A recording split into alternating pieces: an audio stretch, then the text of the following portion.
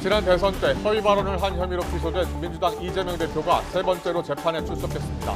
이 대표의 출석길에 80대 노인이 계란을 추적하는 소동이 벌어진 가운데 증인으로 법정에서 이 대표와 처음 대면한 유동규 전 성남도시개발공사 본부장이 어떤 진술을 할지 유 전 본부장의 입에 관심이 쏠리고 있습니다. 박근혜 전 대통령 탄핵 정국 당시 작성된 계엄령 문건의 핵심 인물인 조현천 전 국군 기무사령관이 구속 갈림길에 섰습니다. 검찰이 청구한 구속영장엔 직권남용과 정치관여 혐의만 적시됐고 핵심인 내란 음모 혐의는 빠졌는데 조 전 사령관의 구속 여부는 이르면 오늘 밤 늦게 결정될 예정입니다. 고 전두환 씨의 손자 전우원 씨가 광주에서 5.18 민주화운동 유족을 만나 무릎을 꿇고 사죄했습니다. 할아버지인 전두환 씨가 학살 주범이라며 광주 시민께 가족을 대신해 사죄의 뜻을 전했는데 경찰은 마약 투약 혐의로 전우원 씨를 출국 금지했습니다. 정부와 여당이 다음 달부터 적용할 예정이었던 2분기 전기가스요금 인상을 잠정 보류했습니다. 한국전력과 한국가스공사 적자로 요금 인상이 불가피하다는 점은 재확인했지만 여론을 추가로 수렴한 뒤 인상 시기와 폭을 결정하기로 했습니다.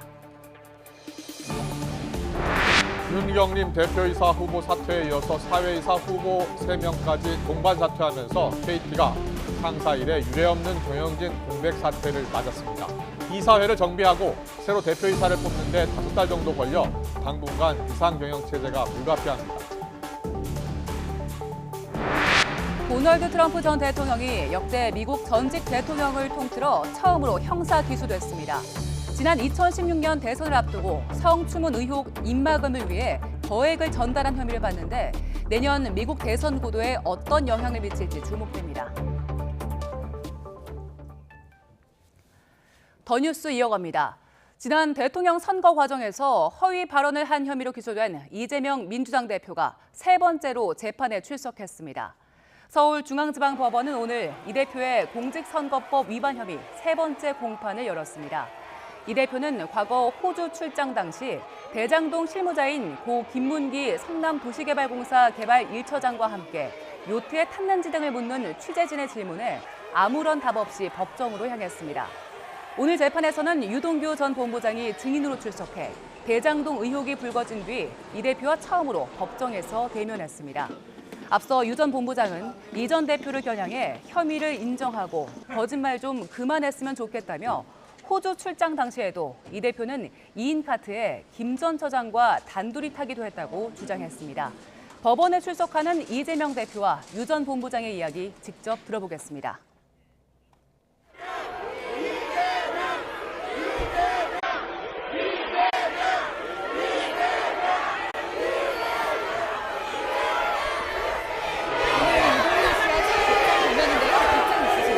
골프도 같이 친 게 아니라 요트도 같이 타셨다 그러는데 어떻게 생각하실까요?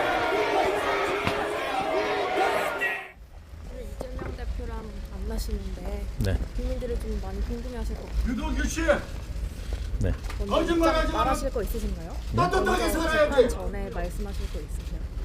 뭐 특별하게 없습니다. 네, 어쨌든 뭐 본인 좀 거짓말을 좀 안 하고 나한테 했다면 좋겠다 말씀만 드리겠습니다. 공직선거법 위반 혐의로 재판에 출석하는 민주당 이재명 대표를 향해서 달걀을 던진 80대 남성이 경찰에 붙잡혔습니다. 서울 서초경찰서는 오늘 오전 서울중앙지방법원 근처에서 80대 남성 A씨를 폭행 혐의 등으로 긴급 체포했습니다. A씨는 오늘 오전 10시 반쯤 이 대표가 공판에 출석하기 위해서 법원 입구로 들어설 때 이 대표 쪽으로 달걀을 던진 혐의를 받고 있습니다. 박근혜 전 대통령 탄핵 정국 당시 작성된 계엄 문건 의혹의 핵심 인물인 조현천 전 국군 기무사령관의 구속 여부가 이르면 오늘 밤 결정됩니다. 서울 서부지방법원은 오늘 오전 10시 반 직권남용 권리행사 방해와 정치관여 혐의를 받는 조 전 사령관을 상대로 구속 전 피의자 신문을 진행했습니다. 조 전 사령관은 지난 2016년 보수단체 자유총연맹의 회장 선거에 특정 인물이 당선되도록 개입한 혐의를 받습니다. 또 기무사 인력과 자금을 동원해 박근혜 전 대통령의 지지 지표를 개최하는 데 관여한 혐의를 받습니다. 그러나 검찰 조사에서 조 전 사령관이 계엄 문건 관련 혐의를 전면 부인하면서 핵심 쟁점인 내란 음모 혐의는 구속영장 범죄 사실에 포함되지 않았습니다. 네, 고 전두환 씨의 손자 전우원 씨가 오늘 국립 5.18 민중무지를 방문해 참배했습니다. 앞서 5.18 기념재단을 방문한 전우원 씨는 5.18 유족과 피해자들과 만나서 할아버지는 큰 죄인이고 학살자라며 사죄했습니다. 직접 들어보겠습니다. 저의 할아버지 전두환 씨는 5.18 앞에 너무나 큰 죄를 지은 죄인이고 학살자임을 가족의 구성원으로서 인정하고 정말 다시 한번 사과드립니다. 일제강점기부터 군부독재까지 너무나 많은 희생과 아픔에 있었음에도 불구하고 저의 할아버지 전두환 씨는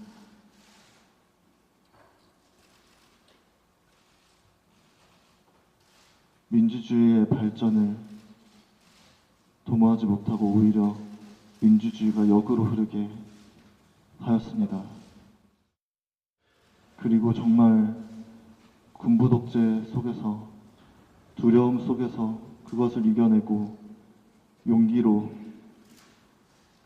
군부독재에 맞섰던 광주 시민 여러분들, 영웅이고 정말 저희 나라의 빛이고 소금이신 모든 분들을 오히려 더 고통에 있게 하고 그 아픔을 더 깊게 하였습니다. 정말 다시 한번 죄송하다고 말씀드리고 싶습니다. 네, 이런 가운데 경찰이 전우원 씨를 출국 금지 조치했습니다. 경찰은 지난 28일 전 씨가 국내로 들어오자마자 마약 투약 혐의로 체포해 조사를 벌였습니다. 다만 전 씨가 혐의를 인정하는 점을 고려해서 38시간 만에 석방하고 불구속 수사를 이어왔습니다. 앞서 전 씨는 자신이 마약을 투약해왔다고 밝힌 데 이어 지난 17일 인터넷 생방송을 진행하면서 마약으로 추정되는 약물을 투약하는 모습을 공개했습니다. 네, KT 차기 대표이사 후보에 이어서 사회이사 후보 3명도 사퇴 의사를 표명하면서 지도부 집단 공백이 길어지게 됐습니다. KT는 비상경영 체제로 전환해서 이른 시일 내 경영 정상화를 이루겠다고 했지만 회사 운영에 차질이 우려될 수밖에 없는 상황입니다. 취재 기자 연결합니다. 윤혜리 기자. 네, 서울 서초구에 있는 KT 주총장에 나와 있습니다. 오늘 주총 직전에 사회이사 3명이 동반 사퇴 의사를 밝혔다고요? 네, 그렇습니다. 오늘 오전 9시 KT 주주총회가 열렸는데요. 주요 의안이었던 윤경림 대표이사 선임안은 후보자가 사퇴 의사를 표명하면서 자동 폐기됐습니다. 오늘로 임기가 만료되는 사회이사 후보 3인에 대한 재선임안도 주요 안건으로 올라갔는데 주총이 열리기 30분 전쯤 후보 3인이 모두 동반 사퇴 의사를 밝혔습니다. KT 최대 주주인 국민연금과 현대차그룹이 표현명 전 롯데렌탈 대표에 대해 재선임 반대 입장을 표명하면서 다른 두 후보도 연임에 부담을 느꼈을 거란 분석이 나옵니다. 이에 따라 이사회에는 김용환 변호사 1명만 남게 됐습니다. 현 이사회가 사실상 해체나 다름없게 된 건데 KT로선 대표이사 선임에 앞서 새 이사회 구성이 더 시급한 상황이 됐습니다. 그럼 앞으로 대표이사 선임 절차는 어떻게 진행됩니까? 네, 현직 사회이사 후보 3인이 동반 사퇴했지만 아직 정식으로 사퇴 처리가 된 건 아닙니다. 상법상 정관으로 정한 새로 선임된 이사가 취임할 때까지 이사의 권리 의무를 행사해야 하기 때문입니다. 이로써 공식적으로 KT 사회이사는 4명이 남게 됩니다. 관심이 쏠리는 건 앞으로 차기 대표이사 후보 추천 과정인데요. KT 이사회가 먼저 꾸려져야 합니다. KT 이사회는 사회이사 6인, 사내이사 2인 총 8명으로 구성되어 있는데 공석인 사회이사 2명은 물론 사퇴이사를 밝힌 후보 3명 자리를 충원하는 게 급선무입니다. 이사회가 꾸려지면 대표이사 후보 심사위원회를 구성해 또다시 후보자 공모나 추천 과정을 거칠 걸로 보입니다. 현대 대표 직무대행은 박종욱 경영지원 부문장이 맡고 있는데요. 박종욱 직무대행은 오늘 정기 주총에서 현 지도부 공백 사태에 대해 주주들에게 고개 숙여 사과하면서 지배구조 개선을 통해 신속한 경영 정상화를 이루겠다고 밝혔습니다. KT 노조 측은 현 상황에 경영진 책임이 크다며 이사회 퇴진을 요구하고 있습니다. 오늘 주총장에서는 소액주주 대표도 참여해 하루빨리 경영 정상화를 통해 공정하고 상식적인 기업 운영이 될 수 있도록 해달라고 요청했습니다.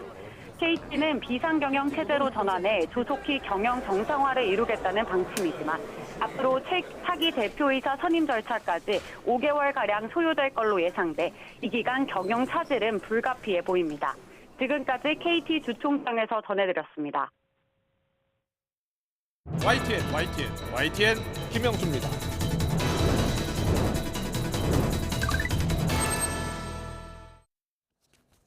정치자금법 위반 혐의로 구속영장이 청구된 국민의힘 하영재 의원에 대한 체포 동의안이 어제 국회 본회의를 통과했습니다. 재석 의원 281명 가운데 160명이 찬성을 했고 반대가 99명, 기권이 22명이 나와서 가결이 됐습니다. 하 의원은 이제 법원에 나가서 영장 실질 심사를 받아야 합니다. 자, 21대 국회에서요.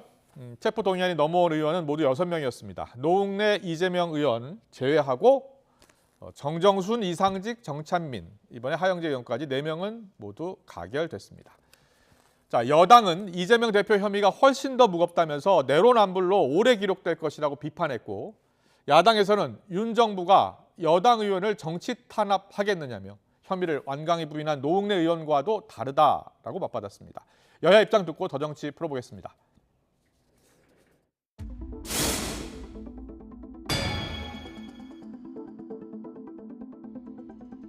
이재명 대표 혐의는 하 의원의 혐의와 비교해서 훨씬 더 중하고 무거운 것이었습니다. 정치의 근본은 신뢰이고 신뢰의 기본은 원칙과 공정입니다. 이번 경우에도 내로남불 사례로 오래 기록될 것 같습니다. 그런데 부끄러운 것을 알지도 못하는 것 같아서 더욱 안타깝습니다. 불체포 특권이라고 하는 것은 정치 탄압으로부터 의회와 의원을 보호하기 위한 것입니다. 그런데 윤석열 정부가 집권 여당의 국회의원을 정치 탄압하는 것이라고 보기는 어렵지 않습니까? 노웅래 의원은 당신이 혐의를 완강하게 부인했고 또 하영재 의원은 당신 스스로가 혐의를 인정하고 있는 측면이 있었다.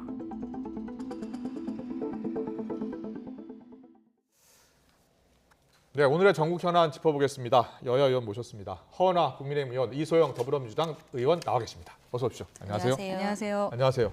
두 분 다 어제 하영재 의원 체포동의안 표결하셨죠? 네. 네. 그런데 오늘 정의당 이정미 대표가 반대가 99명 나왔다면서 불체포 특권 포기해야 된다라고 약속했는데 너무 많이 나온 것 아니냐라는 비판을 하시더라고요. 네. 자, 99명 반대표 나왔고 이번에 이제 가결은 됐습니다. 네. 어떻게 보셨어요? 우선 먼저 뭐 아직 유죄가 확정된 것은 아니지만 저희 당 예. 의원님의 이러한 좀 비리 혐의로 예. 이러한 뉴스를 하게 된 점에 대해서는 국민께 죄송하다는 말씀 드리고 싶고요. 예. 제 개인적인 의견은 민주당이 민주당했다라는 생각이 듭니다. 네. 우선은 선택적인 잣대에 따라서 지금 조금 전에도 나왔습니다만 6명 중에 2명이 부결됐는데 그 네. 부결된 사람들이 이재명 대표랑 노웅래 네. 의원 아니겠습니까? 왜 그렇게 했을까라는 생각을 안 할 수가 없을 것 같고요. 예. 이번에도 또한 여당은 자범이고 또 야당은 탄압이다라고 말씀하시면서 그 잣대를 도대체 어디에 맞춰서 이렇게 말씀하시는 건지 네. 지금 기사로 봤을 때는 한 60여 분께서 민주당에서 예. 가결을 했을 것 같다라고 추측을 하는데요. 이제 용기 있게 좀 투표하실 필요가 다음에 이러한 일이 벌어진다면 이재명 네. 대표에 대한 투표를 좀 하셔야 될 것 같고 예. 한 가지 좀 요청한다면 네. 반성을 할 땐 좀 반성을 하셨으면 좋겠다라는 생각이 듭니다. 알겠습니다. 오늘 진성준 의원은 정치 탄압 관련해서 야당 의원과 여당 의원은 좀 다르다. 윤 정부가 여당 의원을 정치 탄압하겠느냐라고 이야기하더라고요. 자, 어떻게 보셨어요? 일단 기본적으로 이 사안에 있어서 반성을 왜 민주당이 합니까? CCTV까지 있는 데에서 그 7천만 원 돈 봉투를 받아서 뭐 도의원 공천 헌금을 받은 하영재 의원이 반성을 해야 되는 일이죠. 예. 하영재 의원 체포동의안에 대해서 몇 명이 찬성을 했고 민주당이 몇 명 찬성했는지 이거는 확인할 수도 없고 네. 기사에 나온 거를 보니까 주호영 의원이 본인 국민의힘에서는 거의 대부분 부결을 했다라는 전제로 그런 계산을 하시던데 네. 그거를 누가 압니까? 하나님만 아시는 거 아니겠어요? 근데 결과적으로는 체포동의안의 대상이 되면 예. 자당의 의원들을 한 명 한 명 찾아다니면서 예. 개인적인 인연이 있는 의원들한테 억울함을 소명하기 마련입니다. 예. 그럼 하영재 의원하고 가까운 사람이 국민의힘에 많겠습니까? 민주당에 많겠습니까? 네. 저는 이번 하영재 의원 체포동의안에 대해서 가결을 했고요. 가결을 한 이유는 뭐였냐면 예. 하영재 의원이 어제 5분의 신상 발언을 했거든요. 네, 네. 5분의 신상 발언 동안 7천만 원 안 받았다는 말도 안 했고요. 아. 억울하다는 단어 표현도 안 쓰시더라고요. 예. 조금은 부풀려진 것도 있고 내가 직접 하지 않은 것도 덜어 있다. 이런 아. 표현을 하시던데 예. 이게 노웅래 의원하고 이재명 의원 같은 경우에는 네. 본인들이 각각 예컨대 노웅래 의원은 조의금 봉투에 들어있었던 부친의 이제 조의금이 이제 장롱에 모여 있었다라고 하는 주장을 구체적으로 하면서 그거를 검찰이 다 봉투마다 꺼내서 그게 마치 돈다발이 쌓여 있었던 것처럼 조작한 거다, 받지 않았다 이런 주장을 구체적으로 했었고요. 네. 이제 본인의 억울함을 소명한 반면에 하영재 의원은 지금 7천만 원 수수에 대해서 부인을 하고 있지 않은데 이걸 어떻게 동일한 사안으로 보겠습니까? 그리고 계속 민주당은 2명이 부결됐는데 국민의힘 가결됐다라고 하시는데 체포동의안 불체포 특권이라고 하는 게 헌법에 들어간 계기 자체가요. 여당이 집권 여당이 그 수사권을 장악해서 야당을 말살하려고 할 때 그 야당의 입법권을 보호하기 위해서 도입된 제도가 아니겠습니까? 네. 그러면 사실은 사안별로 개별적으로 판단해야 되는 것이고요.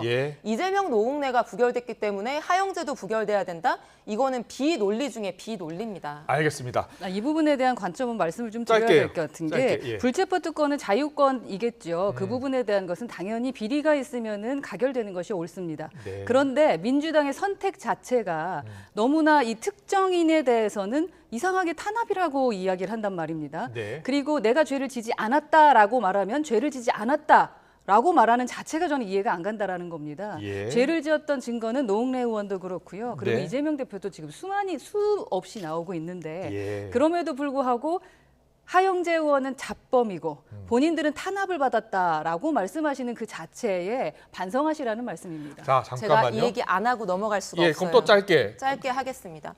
이재명 대표 직접 이익 수수한 게 증거가 있습니까? 없습니다. 482억 원 이익 약정에 대해서 작년부터 수없이 언론과 검찰이 떠들어댔음에도 불구하고 구속영장 청구서에 그 내용을 담지도 못했습니다.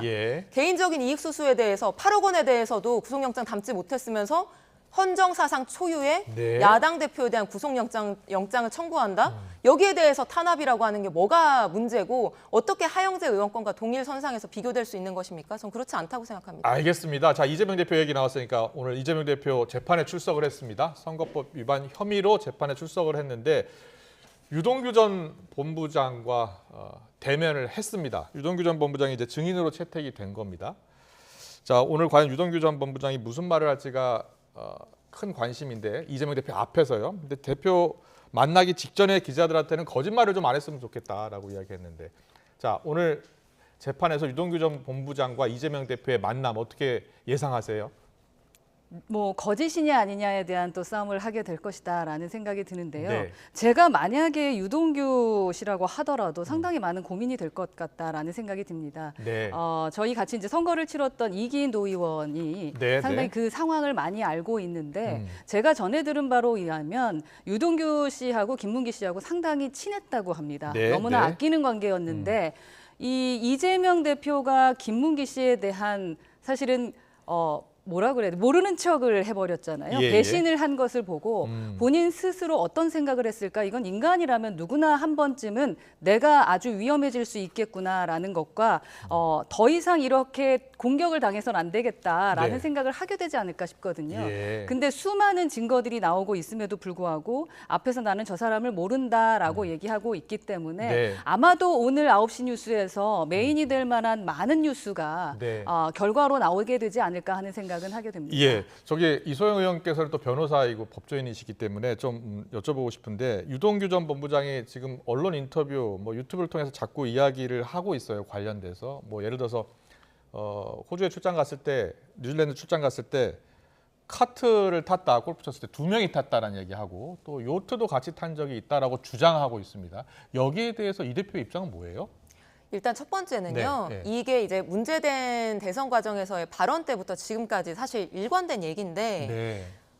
그 고인을 예. 만난 적이 없다라는 진술은 한 적이 없고요. 예. 시장 재직 당시에는 하위 직원이어서 몰랐다라고 하는 표현이 지금 선거법상 문제가 되는 것이고 예. 거기에 첨언에서 뭐라고 했냐면 도지사가 되고 나서 대장동과 관련된 공직선거법 재판을 받으면서는 네. 그 이제 고인께서 대장동 사건에 대한 가장 잘 아는 사람이기 때문에 도움을 많이 받았다. 이제 예. 이 내용까지가 뒤에 붙어 있는 것이거든요. 나중에 알았다. 그러니까 만난 적은 있을 수 있는데 만난 적은 있을 수 있다. 아는 사이라고 스스로 이제 평가하지는 않았던 거죠. 예를 들면 저도 국회에 300명의 동료 의원들이 계시지만 다들 아마 뭐 얼굴은 지나가면서 여러 번 마주치지 않았겠습니까? 네.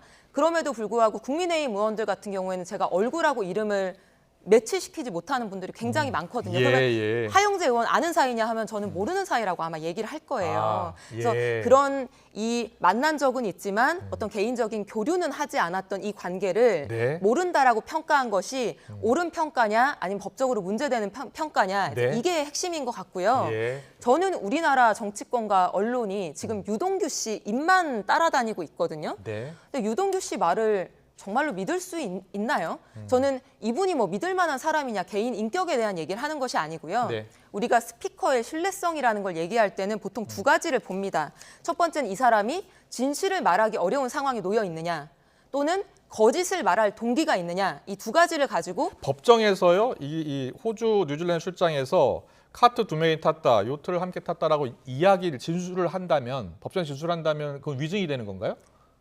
그게 사실이 아니라면 위증이 되는 것이죠. 예, 근데 예. 저는 요트나 카트를 같이 탔다는 게 사실이라고 하더라도 예. 그것이 바로 이재명 대표의 허위 사실로 이어지는 건 아니라고 생각합니다. 예. 왜냐하면 어떤 공간에 같이 있었다고 하더라도 그 이후에 그 관계가 계속 지속되거나 네. 이 사람이 누구고 어떤 일을 하고 있고 교류하고 있는 관계가 아니라고 예. 한다면은 수년이 지나서는 알지 못하는 관계라고 평가할 수도 있는 것이거든요. 근데 제가 말씀드리고 싶은 거는 유동규 씨라고 하는 분이 지금 4개의 쪼개기 기소를 당하고 있는 사람이거든요. 구속기소 처음에 특가법 배임으로 구속기소됐고요. 그다음에 증거인멸 네. 교사 혐의로 추가로 구속됐고요. 그다음에 그 구속기간 만료로 석방이 되고 나서는 검찰이 선처를 해줍니다. 선처가 뭐냐면 부패방지법 위반으로 기소를 하면서 불구속 기소를 했거든요. 근데 지금도 이분이 8억 원의 불법 정치자금 문제로 계속 수사를 받고 있는데 우리가 유동규 전 본부장 이야기 너무 많이 하면 다음 이슈를 또 못 다룰 것 같아서. 예. 여기에서 검찰의 큰 대여를 낚는 수사에 협조하는 대신에 네. 예컨대 구속 기소라도 막아보자, 구속이라도 2, 3년간 피해보자라고 하는 어떤 허위 사실 증언에 네. 동기가 충분히 있을 수 있는 분이라고 저는 생각합니다. 짧게, 제발 예. 저희 제 개인적으로 민주당에게 저희가 이재명 방탄을 그만해라라는 이 말 자체를 좀 안 하게 해주셨으면 네. 좋겠습니다. 예. 입법기관으로서 야당의 의원께서 이재명 대표를 방탄하기 위해서 유동규라는 한 메신저를 이렇게까지 밟을 필요가 있나라는 예. 생각이 들고요. 예. 그건 좀 과하다라는 생각이고 요트 위에서 뭐 만났다 한 2-3번 만나서 모를 수도 있죠. 예. 근데 여러 번 만났던 증거가 있고 오늘도 사진으로서 저희가 증거를 보내드렸습니다. 네. 그럼에도 불구하고 아니다라고만 하면서 방탄을 하고 이제는 유동규라는 사람을 믿을 수 있느냐라고 메신저까지 공격하는 것은 좀 과하다라고 알겠습니다. 말씀드립니다. 두 분 입장을 충분히 이제 들었으니까요. 다음 이슈 넘어갈게요. 윤석열 대통령 지지율 이야기 해보겠습니다. 윤 대통령 지지율 오늘 갤럽 조사에서요. 4%포인트 떨어진 결과가 나왔습니다. 34%였는데 30%로 떨어졌습니다. 이게 작년 11월 이후 최저치로 떨어진 거라고 합니다. 외교 관계가 영향을 미쳤을 가능성이 큰 것으로 보이는데 자, 어떻게 보세요?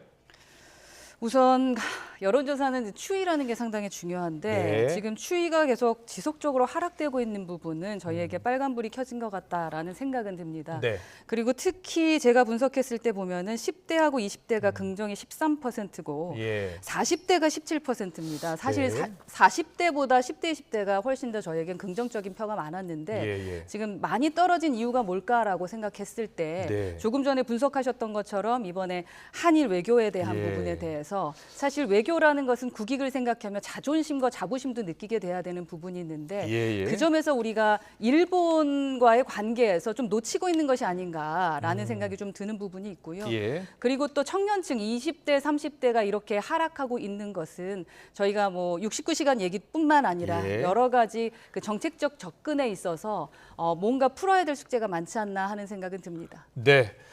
자, 이소영 의원님. 그 지지율 추이를 잠깐 한 번만 더 보여주실래요? 이게 사실은 네, 강제 동원 피해자 보상법이 나온 게 한 3주 됐잖아요. 네. 그때 보면 지지율이 좀 33, 33 이렇게 유지를 하다가 최근에 지금 한 4%포인트가 빠진 거예요. 34, 33, 34였거든요. 자, 최근에 이렇게 급락한 배경은 어디 있다고 보세요?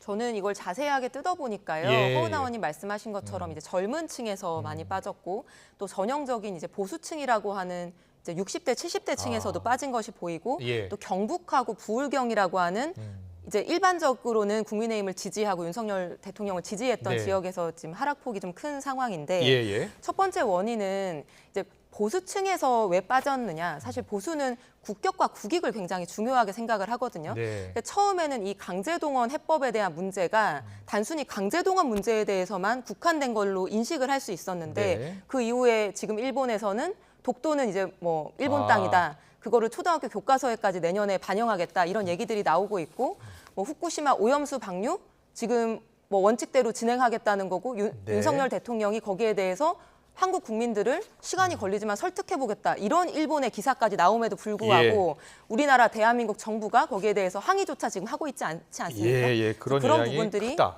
네, 영향을 예. 미친 것 같습니다. 알겠습니다. 자, 한일 정상회담 후폭풍 지금도 계속되고 있습니다. 민주당 의원 어제 삭발실까지 진행을 했었는데요. 공세 수위를 높이고 있고요. 이재명 대표가 호갱이라는 표현까지 써가면서 비판을 이어갔습니다. 여야 목소리 듣고서 좀 더 이야기 나눠보겠습니다.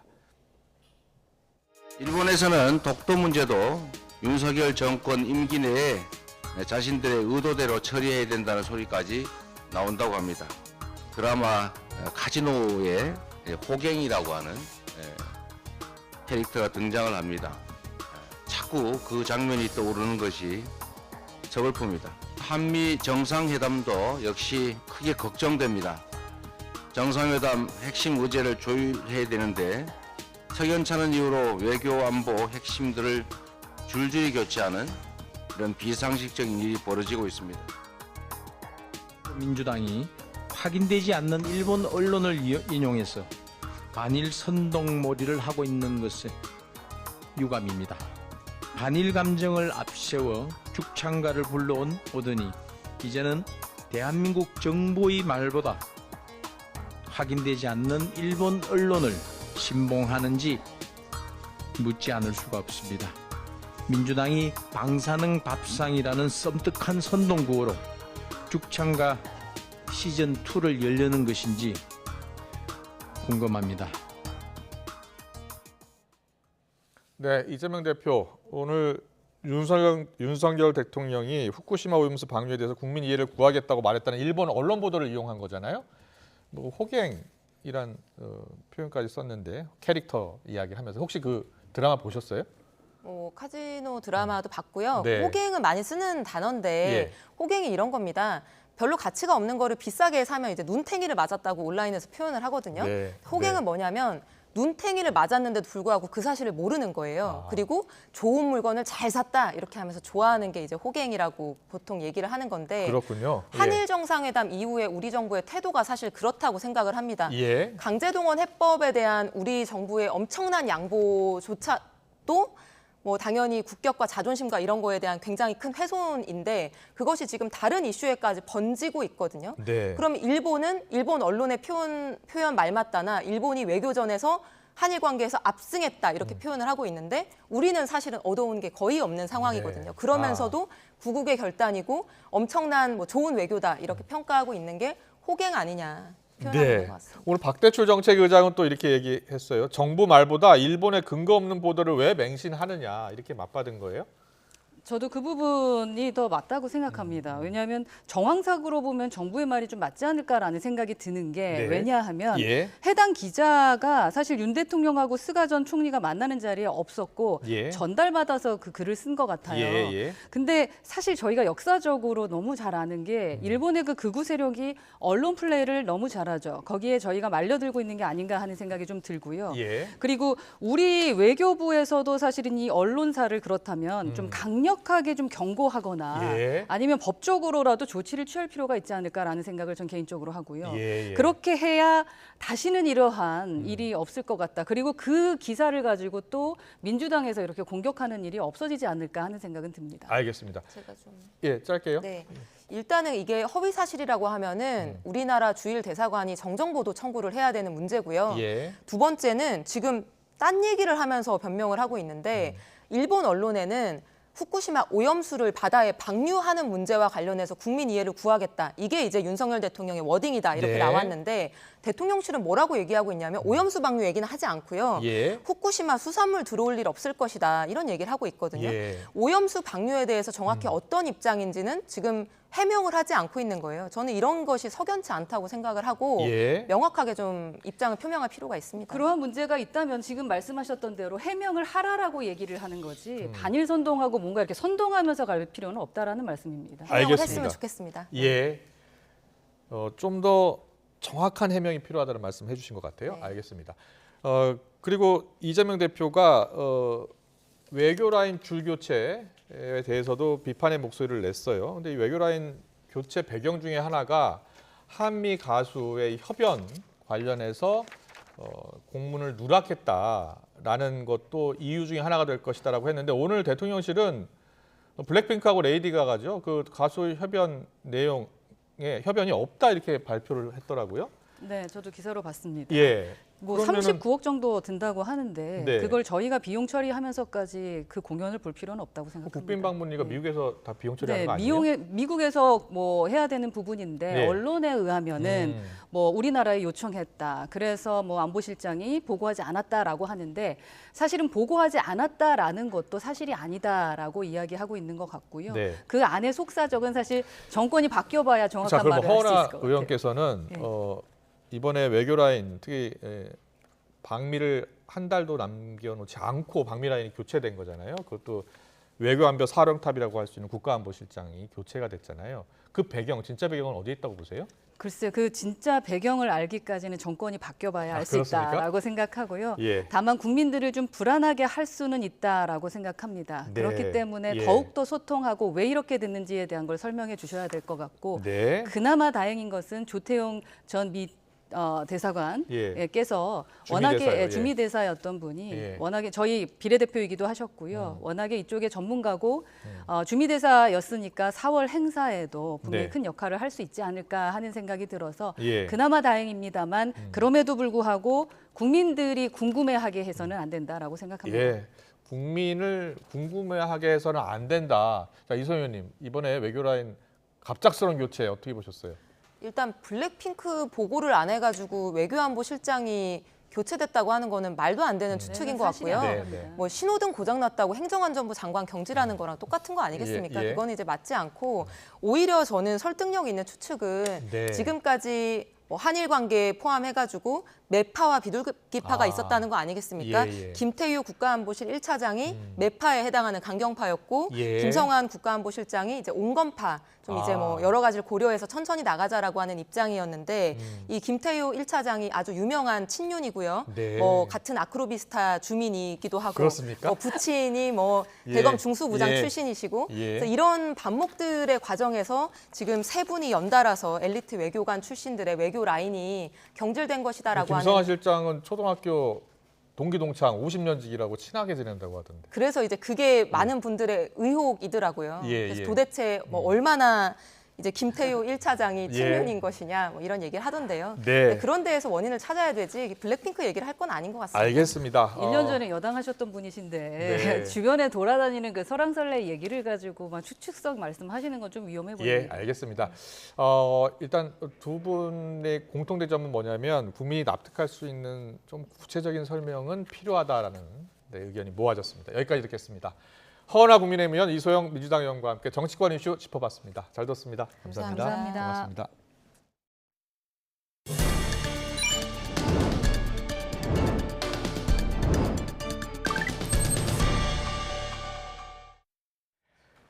국민의힘과 정부가 올해 2분기 전기 가스요금 인상을 잠정 보류하고 추가 논의를 거친 뒤 인상 여부를 결정하기로 했습니다. 국민의힘 박대출 정책위의장은 국회에서 열린 당정협의회를 마친 뒤 국제 에너지 가격 변동 추이와 인상 변수 등을 종합적인 판단을 하기 위해 이같이 결정했다고 밝혔습니다. 그러면서 2분기가 시작되는 내일 당장 요금 인상은 없을 것이고 2분기 요금 인상 결정의 데드라인에 대해선 바로 정하긴 어렵다고 말을 아꼈습니다. 이런 가운데 한국전력공사는 기본요금과 전력량 요금, 기후환경요금과 함께 전기요금을 결정하는 핵심 요소인 연료비 조정 단가를 1분기와 같은 킬로와트시당 5원으로 동결했다고 밝혔습니다. 한전은 2분기 연료비 조정 단가를 산정해서 지난 16일 정부에 제출했지만 오늘 최종적으로 별도 의견 없음을 회신받았다며 이같이 설명했습니다. 경기 둔화와 부동산 침체 등의 영향으로 2월까지 국세 수입이 1년 전보다 15조 7천억 원 줄었습니다. 기획재정부가 발표한 국세 수입 현황을 보면 2월 누계 국세 수입은 54조 2천억 원으로 전년 대비 15조 7천억 원 감소했습니다. 세목별로는 소득세가 부동산 거래 감소 등 자산시장 둔화와 종합소득세 중간연합 세정지원 기저효과 등의 영향으로 6조 원이 줄었습니다. 부동산 거래 침체로 양도소득세는 2월에만 2조 6천억 원이 감소하는 등 2월까지 4조 1천억 원이 줄었습니다. 부가가치세는 환급 증가와 2021년 하반기 세정 지원에 따른 세수 이연 기저효과 등으로 2월까지 5조 9천억 원이 감소했습니다. 급식과 돌봄 업무에 종사하는 학교 비정규직 노동자들이 비정규직 차별 철폐 등을 이유로 총파업에 나서면서 전국 학교 4곳 가운데 한 곳에서 급식 차질 등이 빚어졌습니다. 교육부는 전국 교육공모직 16만 9천여 명 가운데 2만 3천여 명이 파업에 참여하면서 전체 12,705개 학교 가운데 25.9%가 정상급식을 하지 못했다고 밝혔습니다. 돌봄 교실도 차질을 빚어서 초등학교 150곳, 유치원은 40곳이 돌봄 교실 운영을 중단했습니다. 교육부는 임금 교섭 타결을 위해 최선을 다할 것이고 학교 급식실 조리 환경 개선 등 급식 종사자의 건강 보호를 위해서도 적극 노력하겠다고 밝혔습니다. 필로폰을 투약한 혐의로 구속영장이 신청됐다 법원에서 기각된 남경필 전 경기도지사의 장남이 닷새 만에 또 같은 혐의로 경찰에 붙잡혔습니다. 마약 투약 혐의로 체포된 것만 이번이 벌써 3번째입니다. 우철희 기자의 보도입니다. 남경필 전 경기도지사의 장남 32살 남모 씨가 경기 성남에 있는 아파트에서 필로폰을 투약한 혐의로 경찰에 붙잡혔습니다. 남 씨가 이상 반응을 보인다면서 가족이 경찰에 신고했습니다. 출동한 경찰이 곧바로 남 씨를 체포해 소변에 대해 간이 시약 검사를 진행했고 필로폰 양성 반응이 나왔습니다. 집안에선 주사기 등 증거물도 발견됐습니다. 남 씨는 지난주에도 경기 용인에 있는 자택에서 필로폰을 투약한 혐의로 경찰에 붙잡혔습니다. 그때도 가족이 신고했고 경찰은 남 씨에 대해 구속영장을 신청했지만 이틀 뒤 법원에서 기각됐습니다. 법원은 제출된 자료만으론 구속 필요성을 인정하기 어렵다고 봤는데 남 씨가 풀려난 지 닷새 만에 다시 마약에 손을 댄 겁니다. 마약 투약 혐의로 체포된 것만 이번이 3번째로 지난 2018년엔 중국에서 필로폰을 몰래 들여와 투약한 혐의로 징역 3년에 집행유예 4년을 선고받았습니다. 아버님한테 하신 말씀 없어요? 경찰은 국립과학수사연구원에 소변과 모발 정밀 검사를 의뢰하고 남 씨에 대한 구속영장도 다시 신청했습니다. YTN 우철입니다. 네, 조금 전 들어온 소식 전해드리겠습니다. 법원에서 계엄 문건 의혹 혐의를 받는 조현천 전 국군 기무사령관을 구속했다는 소식이 들어왔습니다. 박근혜 전 대통령 당시 계엄 문건 작성 혐의를 받는 조현천 전 국군 기무사령관이 조금 전 법원에서 구속영장을 발부받았다는 소식이 전해졌습니다.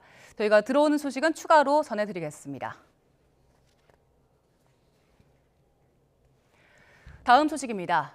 박근혜 전 대통령 탄핵 정국 당시 작성된 계엄 문건 의혹의 핵심 인물인 조현천 전 국군 기무사령관의 구속 여부 저희가 조금 전에 전해드렸고요. 이 구속영장 발부 여부가 결정됐다는 소식 전해드렸습니다. 다음 소식 이어가겠습니다. 16년 전 어린이를 강제 추행한 혐의 등이 추가로 드러나 재판에 넘겨진 아동 성범죄자 김근식이 1심에서 징역 3년을 선고받았습니다. 수원지방법원은 안양지원은 김근식에게 미성년자 강제추행 혐의로 징역 2년을, 과거 교도소에서 교도관과 재소자들을 폭행한 혐의로 징역 1년을 선고했습니다. 앞서 검찰은 성충동 약물치료, 이른바 화학적 거세도 선고해달라고 요청했지만 법원은 받아들이지 않았습니다. 앞서 김근식은 수도권에서 미성년자 11명을 성폭행한 혐의로 징역 15년을 복역한 뒤 지난해 10월 출소할 예정이었지만 16년 전 어린이를 강제추행한 혐의가 추가로 드러나면서 재판에 넘겨졌습니다. 올해 쓰레기나 논두렁을 태우는 소각행위가 원인으로 밝혀진 산불이 지난해 같은 기간보다 2배 급증한 걸로 드러났습니다. 이번 주말과 휴일에도 건조한데요. 여기에 고온까지 겹치면서 전국에 소각 산불 특보가 발령됐습니다. 정혜은 기자의 보도입니다. 산 아래에서 시작된 불이 산 전체로 퍼졌습니다. 강풍을 타고 번지는 연기와 불길 탓에 진화가 쉽지 않습니다. 인근 농가에서 쓰레기를 태우는 과정에서 불씨가 바람에 날려 산으로 옮겨 붙은 겁니다. 이후에도 쓰레기나 논두렁을 태우는 소각이 원인으로 밝혀진 산불이 꾸준히 발생하고 있습니다. 올해 발생한 소각 산불은 총 91건으로 전체 산불의 26%에 달합니다. 보통 산불의 가장 큰 원인으로 지목되던 입산자 실화보다 많습니다. 지난해 같은 기간과 비교하면 2배가량 증가한 겁니다. 현재 농산촌의 고령화로 인해서 실제 농사를 짓는 분들이 이렇게 영농 부산물 처리를 제때 하지 못해서 제일 관행적으로 쉬운 소각을 하고 있는데요. 이런 소각들이 산불로 이어지는 가장 큰 원인이 되고 있습니다. 산림당국도 소각 산불에 대한 처벌이 강화됐다는 점을 홍보하고 단속도 강화하고 있습니다. 지난해 개정된 산림보호법에 따르면 산림 인근 지역에서는 소각 행위가 전면 금지됩니다. 부주의나 실수로 산불을 내도 3년 이하의 징역이나 3천만 원 이하의 벌금을 물어야 합니다. 고령화하는 농가 사정을 고려해 산불 위험 기간에는 직접 찾아가 쓰레기를 파쇄해주는 사업도 진행하기로 했습니다. 특히 이번 주말과 휴일에는 맑은 날씨에 고온 현상이 겹쳐 산불 위험이 고조돼 각별한 주의가 필요합니다. 고온 건조한 날씨로 전국 대부분 지역의 산불 위험 지수가 높음으로 예측되었으며 강원도는 소각산불 경보가, 서울 등 전국 대부분 지방에는 소각산불 주의보가 발효됐습니다. 식목일과 청명 그리고 한식이 겹친 다음 주에는 다행히 전국적으로 단비가 예고돼 산불 걱정을 잠시 덜 수 있을 전망입니다. YTN 정혜윤입니다. 따뜻한 날씨에 전국 곳곳에 새하얀 벚꽃이 만발해서 절정을 이루고 있습니다. 이번 주말과 휴일 전국 곳곳에서 봄꽃을 만끽하기 좋겠는데요. 오늘은 벚꽃 축제 현장 연결해서 날씨 알아보겠습니다. 고은재 캐스터. 네, 정읍 벚꽃 축제 현장에 나와 있습니다. 네, 축제 현장 나가보니까 어떻습니까? 네, 저는 지금 정읍의 벚꽃 축제 현장에 나와 있는데요. 이곳에는 약 2,000그루의 벚나무들이 함께 장관을 연출하고 있습니다. 또 강을 따라 걷다 보면 벚꽃뿐 아니라 개나리 등 다양한 봄꽃들을 모두 만나볼 수 있는데요. 제 뒤로 보이는 건 꽃잔디라는 땅을 덮는 식물입니다. 멀리서 보면 진분홍색 잔디처럼 보이지만 가까이에서 보면 마치 벚꽃처럼 어여쁜 꽃들이 피어 있어 꽃잔디라는 이름이 붙었는데요. 다가오는 주말과 휴일 꽃향기로 가득한 정읍에서 봄의 정취를 한껏 느껴보시는 것도 좋겠습니다. 그동안 코로나19로 제대로 열리지 못했던 정읍 벚꽃축제는 오늘 4년 만에 대면 행사로 돌아왔습니다. 본격적으로 이번 축제에는 개막식 공연, 정읍예술제, 줄타기 공연 등 다양한 볼거리가 함께 준비되어 있는데요. 축제를 위해 이곳 정읍을 찾으신다면 전통 쌍화차를 맛볼 수 있는 쌍화차 거리, 충무공 이순신 장군의 영정을 봉안한 충렬사 등 각종 문화와 역사도 함께 체험해 보시면 좋겠습니다. 오늘 개막한 벚꽃축제는 4월 4일까지 5일간 열릴 예정입니다. 봄꽃은 이렇게 만발했지만 대기는 점점 메말라가고 있습니다. 건조특보가 확대 강화됐고 산불도 잇따르고 있는 만큼 봄꽃 나들이 중에도 화재 예방에 더욱 신경 써주시기 바랍니다. 내일도 오늘처럼 전국이 대체로 맑아서 야외 활동하기 좋겠지만 아쉽게도 공기질은 좋지 않겠습니다. 특히 서쪽 지방은 종일 초미세먼지 농도가 높아 미세먼지용 마스크가 필요하겠습니다. 내일 아침 기온 오늘보다 높아서 평년 기온을 크게 웃돌겠습니다. 서울 10도, 광주 10도, 대구 9도 보이겠고요. 내일 낮에는 올 봄 들어 가장 따뜻하겠습니다. 서울과 광주 26도, 대구 24도 보이겠습니다. 맑고 건조한 날씨는 다음 주 초까지 이어지겠고요. 화요일과 수요일에는 전국에 건조함을 달래줄 비가 내리겠습니다. 봄꽃이 만발하면서 이번 주말과 휴일에는 나들이 계획 세우신 분들 많으실 텐데요. 비가 오기 전까지는 고온 건조한 날씨가 이어지면서 산불 위험이 무척이나 크겠습니다. 산 주변에서는 화재 예방에 각별히 유의해 주시기 바랍니다. 지금까지 전북 정읍에서 YTN 고은재입니다.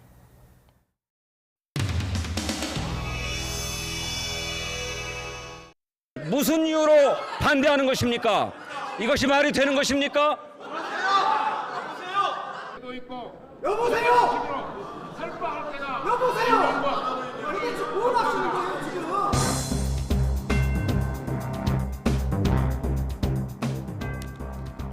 안녕하십니까.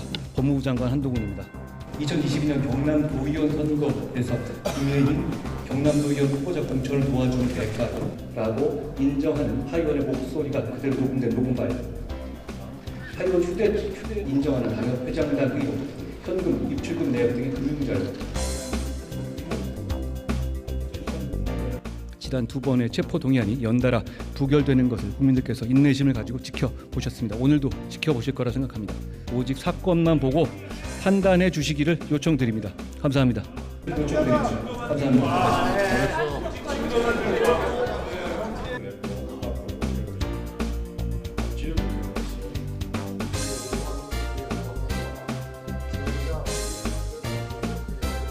다 160표, 구 99표 가결되었음을 선포합니다.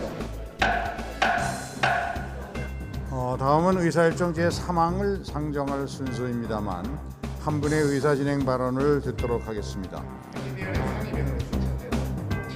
민주당 방송통신위원회 상임위원으로 추천된 최민희 후보에 대해서 그 부적격 성에 대해서 이야기를 얻었습니다.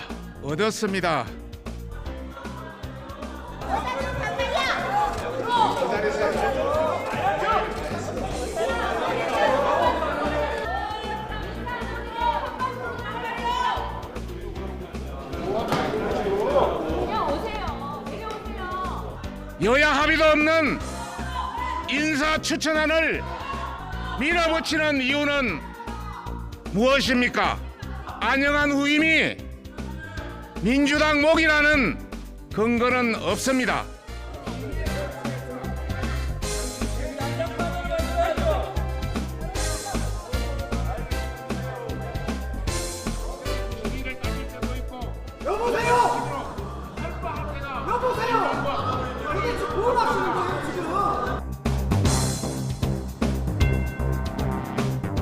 안영환 의원은 당시에 야당이었을 때 국민의힘이 야당 몫의 방송통신위원으로 추천해서 임명된 사람입니다. 문재인 대통령의 지명으로 방송통신위원장이 됐다면 이후에도 문재인 전 대통령이 위원장을 지명해야 하는 것입니까?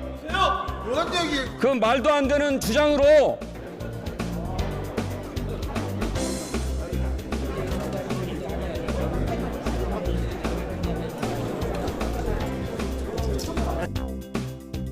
속한 대신이다. 인사 문제가 여당이 많지.